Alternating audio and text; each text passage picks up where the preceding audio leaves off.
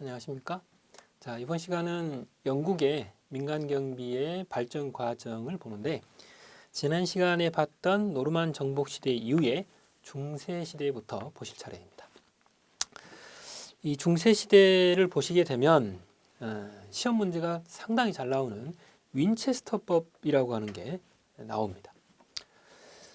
일단은 포인트를 따는다면 별표는 일단 3개짜리입니다. 시험 문제가 상당히 잘 나오는 부분이죠.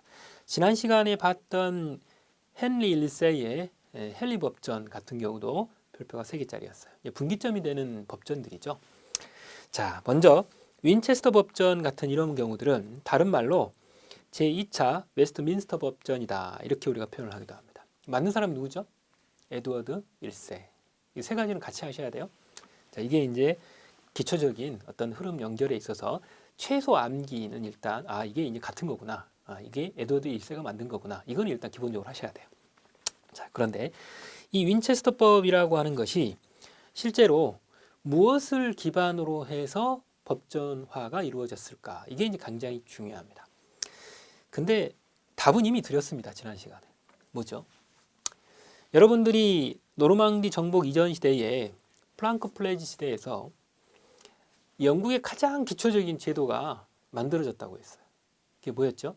1829년까지 쭉 기반이 됐던, 완전히 그 베이스에서, 바닥에서 기반이 됐던, 영국을 지탱했던 바닥이 됐던 제도가 하나 있습니다. 그게 뭐죠? 네, 티싱이라는 제도입니다.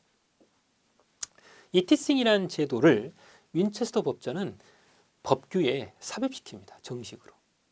그게 이 법전입니다. 그렇기 때문에 결과적으로 이 티싱이라고 하는 10인조합장 제도가 법전에 규정이 되고 이 조직 자체가 의무적으로 진행이 되게끔 나타난다라는 겁니다. 근데 무엇 때문에 이걸 법전에다 넣었을까요? 이게 최소한의 어떤 집단 체제에 있어서의 조직 안정을 위한 기반이 되고, 이게 가장 최소 단위이면서 가장 조직적인 경찰 활동을 할 수 있는 구조였기 때문에 그렇습니다. 결과적으로 10가정이 하나의 부락을 이루면서 살아가면서 공동체가 공동의 책임을 지면서 유지를 할 수 있었던 최소 단위이기 때문에 이것을 법전에 명시하게 된 것입니다. 뭐 생뚱맞은 다른 제도를 여기다 넣은 게 아니고 그 이때까지 해왔던 그 자체를 일단 법전에 의무화로 혹은 규정을 했다라고 보실 수 있어요.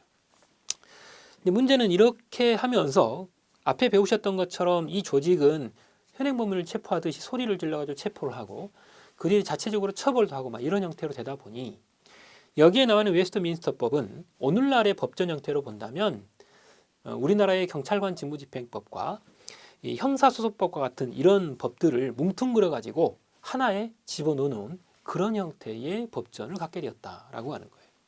그래서 실제로 이 중세 시대가 진행이 되는 이 윈체스터법에서는 중세 시대 영국에 있어서의 경찰 조직에 관한 기본법이다, 이렇게 평가할 수 있는 상황이 됩니다. 앞에 말씀드렸죠. 이 티싱이라는 제도를 영국에서 빼버리면 경찰 산하 민간 경비 역사가 사라져 버립니다. 그 정도로 위력이 대단합니다. 근데 그럴 수밖에 없었습니다. 그런 제도를 기반으로 자치권적인 요소를 가지고 발전해온 나라이기 때문에 이 제도가 법전에 들어가는 건 당연한 일이었다는 거죠. 그래서 실제로 이렇게 되면 법 집행기관으로서 가지게 되는 경찰권이나 재판권을 부여받은 어떤 치안 판사의 지휘감독 하에 사실은 별도의 어떤 조직이 나오는데 그게 바로 치안관이라는 사람이에요. 그게 바로 컨스터블이라고 하는 거죠. 이게 영국 경찰서나 이런 것들을 읽어보면 티싱, 헌드레드, 샤이어, 샤이어 리브 이런 형태로 조직적으로 이렇게 발전이 되어 오다가 이 윈체스터법에서 결과적으로 컨스터블이 나오게 됩니다. 이건 이제 실제로 거기 보시면 아시겠지만 치안판사의 지휘권을 담당하던 이 감독관입니다. 쉽게 말하면 치안을 담당하는 치안 담당관인 것이죠. 이걸 번역상 일부의 교수님들이 계속 치안관이라고 하다 보니 저도 그렇게 집어넣은 거죠. 자, 그렇다면 이 윈체스터법에 가장 기초적인 골격이 되는 내용이 3가지가 있습니다. 그래서 거기 요약을 했죠. 첫 번째, 주야 순찰 제도를 도입합니다.